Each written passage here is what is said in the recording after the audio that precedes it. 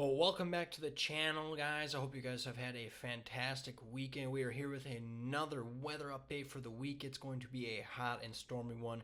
As you can see behind me, we have the Storm Prediction Center for the next 3 days, guys. So we have today, tomorrow, and Tuesday. The main big day, in my opinion, will be Monday night into Tuesday, and Tuesday into Wednesday.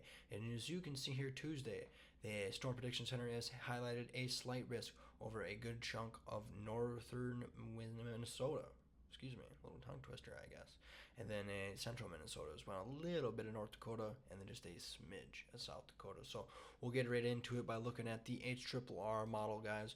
We'll just be going over the composite reflectivity, and then a little bit into Tuesday night into the tornado parameters, since the HRRR model we are currently looking at doesn't quite bring us into Tuesday night. So we'll hop right into it. So right now we're going into Monday morning. As you can see, you're pretty clear as of tomorrow morning at about 5 or 6 o'clock in the morning. But as you can see, we have this big line, this big mesoscale convective system, MCS, right? Big bowing segment, whatever you want to call it. A lot of people call it a bunch of things. A line of storms, you can call it that. So about let's see here. Oh my goodness. So about 6 a.m., guys, just rolling into the Alexandria area, just coming on the I-94 corridor, and then about 8, 9 o'clock in the morning, that's when about this big line of storms will be entering in the central part of Minnesota. So if this line can stay together, guys, you can expect damaging wind gusts, probably up to 60, 70 miles an hour, and then some hail as well. Good lightning, thunder, another good summertime thunderstorm. So, and then about nooner, right around nooner, I'd say about 11 o'clock, just about entering the, I'd say about noon, just entering the Mankato area, the Waseca, almost to the I-90 corridor. And then, yes, you can see in this corner over here, another line of storms is coming, guys. And as you can see, about 3, 4 p.m., this almost takes the same path by the Alexandria area, tracking on the I-94 corridor once again. So this one's not as potent as the first one. I think the first wave will take all the energy out of the atmosphere and kind of destabilize it and make this one not as potent. So it'll be very interesting to see if that second line or even the first line holds together. So I guess first scenario, that first line is very strong and it takes all the energy out of the atmosphere and destabilizes it. The second line is not as strong. Or the first wave basically breaks apart and the atmosphere doesn't destabilize. It's still very unstable, and that second wave coming in will be much stronger than the first one. So those are the two scenarios that could happen tomorrow. So one wave in the morning, and then the second wave will be in the evening. So we'll just replay that once again.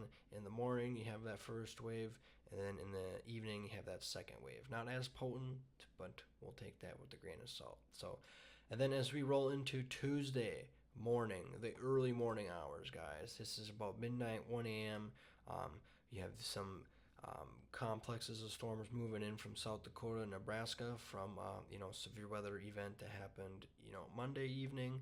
And then as you can see here, big line of storms that convex around the 4 or 5 a.m., guys. And then look at that, that's crazy. That is the warm front advancing from the low pressure system. So you have the cooler dry air in the Wisconsin side, and then you have the warm moist air on the Minnesota side. So those two invade.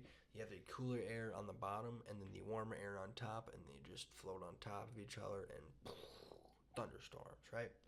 So that'll be happening all morning, guys. Look at that. That line just blows up. That is absolutely phenomenal. Look at that. So I definitely torrential rains with this along the Mississippi. That is absolutely an insane system right there. So however that pans out, this will lead to another complex of storms in northern Iowa. So wherever this outflow boundary sets up, I would definitely be due diligent on storms in northern Iowa. Tuesday night, that would probably have the greatest tornado threat. I think why they issued the slight risk for Tuesday is those wind bags coming in the morning hours, kind of, maybe. We'll see. We'll see how it all pans out when they update it tomorrow. So we'll just hop to the NAM, or NAM 3 kilometer, real quick to get us into Tuesday late evening. I just wanted to show you guys real quick, since the HRRR doesn't bring us all the way. So this is Tuesday afternoon, about 2 p.m. So we have this line of storms evading on the southern fritz of the state of Minnesota. Good Lord, I don't know how to talk today. So basically, it's kind of like a textbook style low pressure system right here. So right where my mouse is the low pressure. So this whole arc right here is like the I'd say cold front or like a boundary. So this will ignite storms, and then usually this little tail end here will make it an outflow boundary. So usually have this big bowing echo, and then these winds will make a outflow boundary right here, and then you'll have supercells that erupt off that outflow boundary. So it looks exactly what happens is you'll get these supercell bubblers on the very southern fritz of that outflow boundary as that low pressure system comes by. So that's where I'd be keeping an eye on for tornado threats for Tuesday night, guys. Definitely in northwestern Iowa, northern Iowa, and then maybe even southern Minnesota would be interesting. So we'll jump right into. I know you guys like to see the rain totals, future rain totals here. It's not looking great at all, guys. It's not looking good. I'm telling you.